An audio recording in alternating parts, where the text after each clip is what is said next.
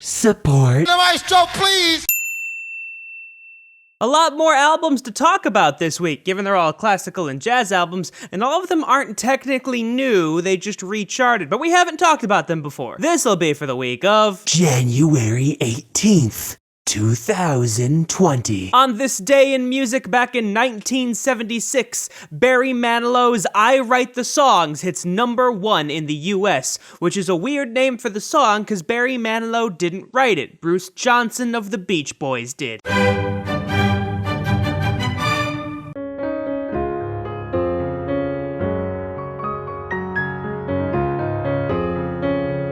Yiruma is a popular South Korean pianist, especially in Asia, and in fact he's doing a 2020 tour in Singapore, which may be why it's charting despite the fact that this album was released back in 2001. Regardless, this is his second studio album, and he has a couple of his well-known songs on here, so if you want an introduction to Yiruma, this might be a good pickup.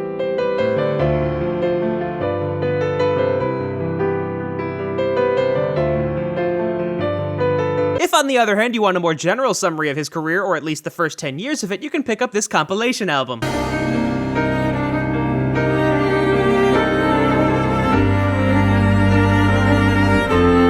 The Piano Guys, until this album's release, were really just a YouTube sensation, but if you want to hear their formal introduction into the music industry, you can pick up their debut studio album, which was originally released back in 2012. Don't mean a thing if it ain't got that swing.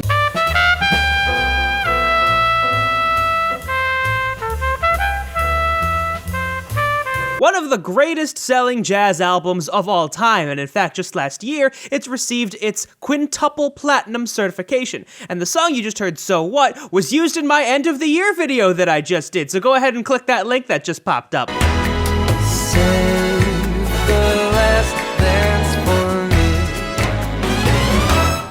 Obviously one of the older albums in Michael Bublé's catalog. Upon release, it actually didn't get that great of reviews, despite the fact that it's now gone triple platinum, just proving that Michael Bublé is going to be popular whether the critics like him or not.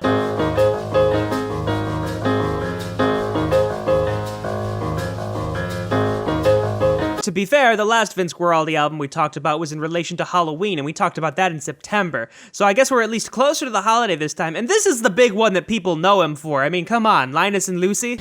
So won't you try to come away with me? One of the best-selling albums of all time. And while I didn't play Don't Know Why, which is her bigger song, I did include it in that end-of-the-year mashup video that I talked about that you should go watch if you haven't already. I did it my way. Yes, there were times. This has been on the Billboard 200 for a while, but we're just getting to talk about it now. If you're a Sinatra buff and don't already have this, I'd recommend the box set, which has like 100 songs on it in 4 CDs. If you want something more digestible, they do have the single CD version, which is also the digital version, which has about 26 tracks, and the song you heard, My Way, one of Frank Sinatra's most well-known songs, was also included in the video that I made at the end of the year, and at this point, I'm just gonna include the link to that video in the end, in place of the Record Rundown playlist. Singing. Despite the new things to talk about in jazz and classical, nothing else really happened. In fact, in the entirety of the Billboard 200, there was only one new album that popped up. 2 if you count the deluxe version of Shade's Melt. Y'all are just probably waiting for me to talk about that new Eminem album, but it just came out. It needs time to actually sell stuff so it charts, and then I can talk about it.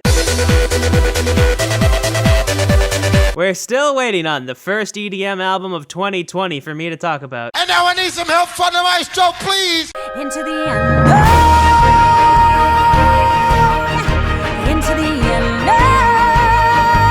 I mean, it's Disney, but there are so many versions of this album.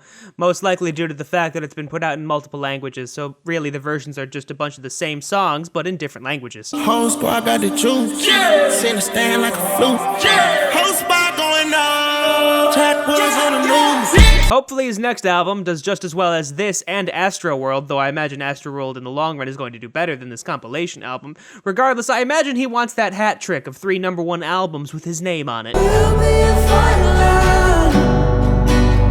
We'll be a fine line.